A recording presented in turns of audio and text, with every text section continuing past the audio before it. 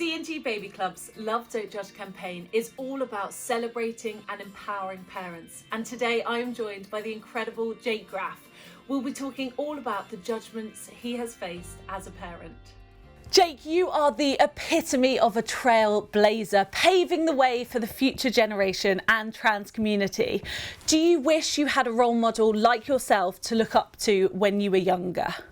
You know, I was born in 1980s London when the word transgender wasn't even used. I knew who I was. I knew I was a boy. I knew I was male from the age of about probably 2 or 3. I looked around at all the books and the TV and the cartoons I'd watch after school to see another little boy like me. And obviously, when you don't see yourself anywhere, you feel like there's something really wrong with you.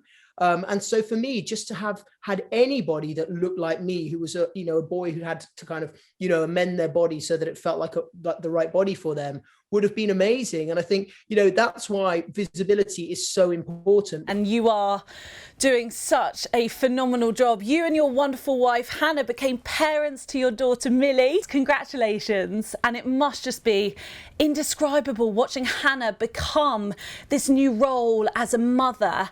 Are you in constant awe of her? Hannah's amazing at everything she does. She was in the British Army for 10 years. She's done tours in Afghanistan. She came out and transitioned within her career in the British military, which obviously is a massive thing to do. She really worried because obviously she was unable to bear our child. So he's an amazing surrogate with whom we're still very, very close. And Hannah was really concerned that she wouldn't bond with our child because she didn't have a genetic link. And literally from the first kind of day or two, she just took to it like a duck to water. I've looked after kids for about 15, 20 years. I've worked as a nanny, a manny, and kind of, worked in schools and so on.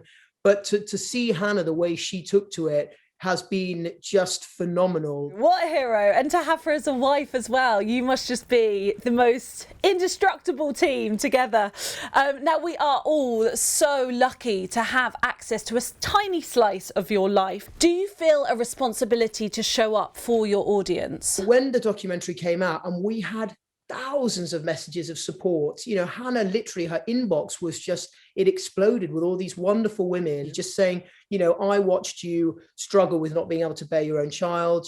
I have also been unable to carry my own child. I also have had several miscarriages. I also, for that reason alone, we feel that we kind of owe people a bit of a glimpse into the journey. And I know that a lot of people message daily and sort of say, it's so lovely seeing Millie grow up. It's so lovely and wonderful seeing you guys as a family because you give hope to us all. And it's representing that community, isn't it? And the fact that you've wanted kids for your whole life, Jake, and you've worked with them and yeah, your experience as a manny, I'm fascinated. So how was it getting into that world?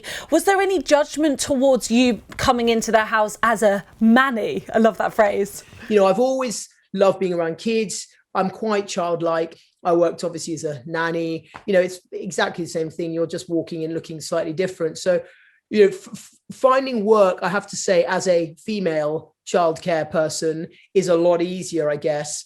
But then when I was post-transition and I started looking for jobs, you do find that there is a real need and a real sort of, a real kind of demand at the moment for mannies. But I have to say that being the only man around the school gates is a really unusual experience. Having sort of seen it from both sides, it is quite interesting, the judgment and the suspicion that is cast towards men who are happy to look after kids.